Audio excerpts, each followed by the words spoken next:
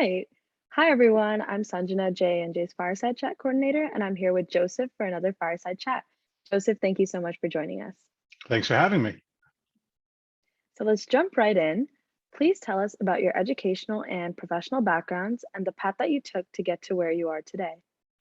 So I actually started out in Passaic County Community College, got my degree there, and then I moved on to Montclair State with my bachelor's in social sciences.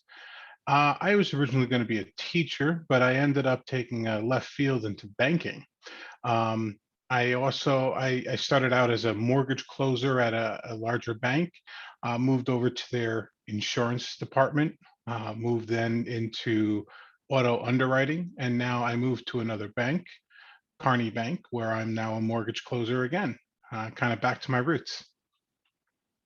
That's awesome. And it's cool to see that, you thought you were going to go one way with your career, but ended up in a different direction. Yeah.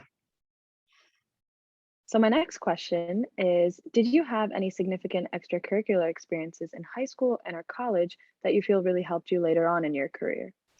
Actually, I didn't because, like I said, I was originally trying to become a teacher. So all my extracurricular activities kind of centered around the idea of teaching and education. So in my current career of banking, none of my extracurriculars really came into effect. That's cool, but I'm sure like, maybe education, like you had to communicate a lot, work in teams or something like that. So I'm sure somehow, some way it helped, which is Well, definitely good. yeah, I just meant like any like extra, like I Oh, did yes, some yes, teaching yes, classes and stuff like that, absolutely. where like I went in and taught younger grades and stuff like that, but it didn't really have any kind of effect. I took microeconomics, macroeconomics as general classes, and I also had, basic algebra. I'll be honest with you, your basic algebra, multiplications and stuff like that comes in a lot of handy with your basic math. So I did take classes, but they were just part of my general education. Yeah, yeah, that makes sense. Cool. So lastly, what advice would you give to young people who will be embarking on their professional lives soon? So actually, I have three pieces of advice. The first one is an adage by an old Prussian general from the 1800s: "No plan survives contact with the battle."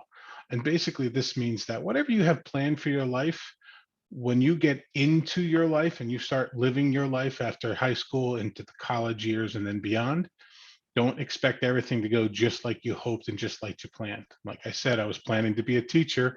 I got out of it, and the governor had gutted the education system, and there was so many teachers, I didn't have a chance. Don't be surprised when all of your carefully laid plans don't lead to where you originally wanted to go.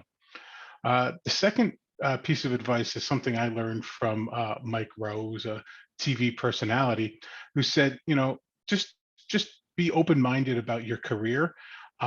Passion is something you should bring to your job. You should always try to pursue a job that you are passionate about.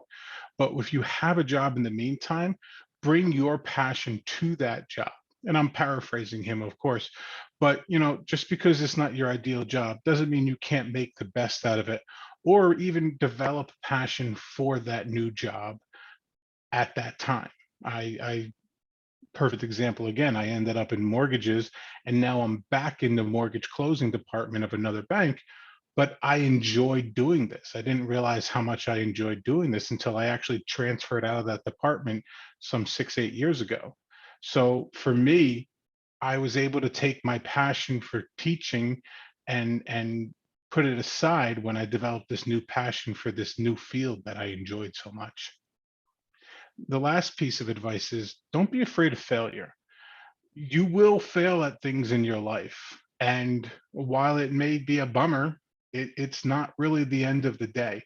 You'll be able to learn lessons and make changes to your plan and go back at it. Failure is a key part of life. You're not going to be, not everybody is going to be the CEO of a big company. So just keep at it and make the best out of it that you can. Absolutely. That was great advice. Thank you so much for sharing and thank you for being here. It was a great session. Absolutely. Happy to help.